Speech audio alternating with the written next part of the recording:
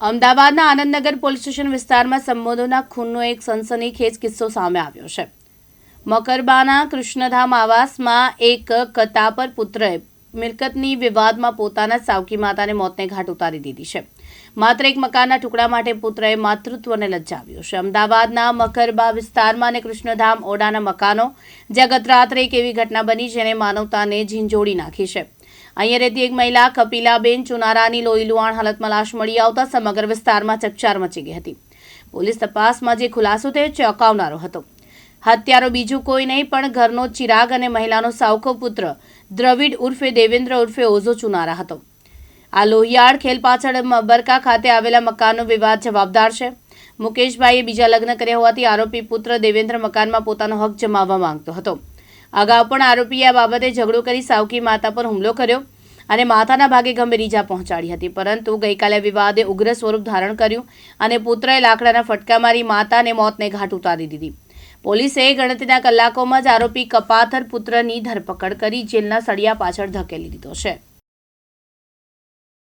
માર્કેટની બાજુમાં જે છાપરા છે, એ છાપરામાં કપિલાબેન મુકેશભાઈ ચુનારા કરીને રહે છે અને તેમના ઘરે તેમનો બીજા પતિ જે છે મુકેશભાઈ ચુનારા, તે તેના બીજા પતિ છે।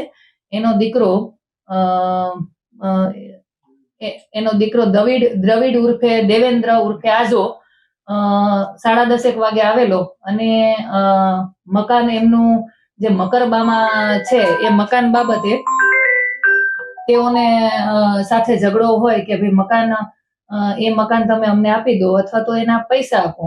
આ ઝઘડામાં જે દ્રવિડ ઉર્ફે દેવેન્દ્ર ઉર્ફે આજો છે તેણે આ કપિલાબેનને માથાના ભાગે 2-3 ફટકા મારી દીધેલા અને બાદમાં 108માં આ મુકેશ એમને સોલા સિવિલ હોસ્પિટલ લઈ ગયેલ અને તે દરમિયાન કપિલાબેન નાઓનું મૃત્યુ થયેલું છે। મિલકત શું હતી, કેટલા રૂપિયાની લેતી દેતી હતી, આરોપીની માંગ શું હતી? મિલકતમાં જે મુકેશના પિતાજીનું જે જૂનું મકાન છે એ મકરબામાં આવેલું છે અને એ મકાન આરોપીને એવું હતું કે આ મરણ જનાર છે એ નથી આપવા દેતા, એના લીધે બંનેને ઝઘડો થયેલો। મૃતક જે છે તે શું કરતા હતા, બેકગ્રાઉન્ડ શું છે, આરોપીનું બેકગ્રાઉન્ડ શું છે, આરોપી શું કરે છે? મૃતક છે મજૂરી કામ કરતા હતા અને આરોપી છે 26 વર્ષનો છે અને એ પણ મજૂરી કામ કરે છે। હા, એ માતા પુત્ર છે, પણ જે આરોપી છે એ એના બીજા પતિનો દીકરો છે। ખાસ કરીને બધા જોડે જ રહેતા હતા કે આ જે મહિલા છે તે આ ત્રાસથી કંટાળીને બીજે રહેવા માટે જતી રહી હતી? બંને સાથે નહોતા રહેતા। મૃતક છે જે તે જગ્યાએ રહી છે ઓડાના મકાનની પાછળ અને જે આરોપી છે એ અલગ જગ્યાએ રહી છે। એમના જે આરોપીના જે મધર, એની માતા જે છે અરુણાબેન, એ તેમની સાથે રહે છે। ગુનાહિત ઇતિહાસમાં એક અગાઉ એમના વિરુદ્ધ ફરિયાદ થયેલી છે। આજ મારામારી, આને જ મારી હતી, આજ મરણ જનારને મારેલો। અહીંયા મુકેશના બે જોડે રહેતા હતા? આ એના બીજા ઘરનો છોકરો છે, એટલે એ એના પ્રથમ મમ્મી સાથે રહી છે। આજે મુકેશભાઈ મૃતકના પતિ એ અને મૃતક બંને જોડે રહેતા હતા પેલા ઝૂંપડપટ્ટીમાં? નહીં, બંને જોડે નથી રહેતા। મુકેશ અને મરણ જનાર બંને જોડે રહે છે। હા, એ ત્યાં ઝૂંપડપટ્ટી। એ માતા પુત્ર છે ને? અરે હસબન્ડ એ હસબન્ડ જોડે ઓકે, આ જે દીકરો છે એના પહેલા પતિનો છે।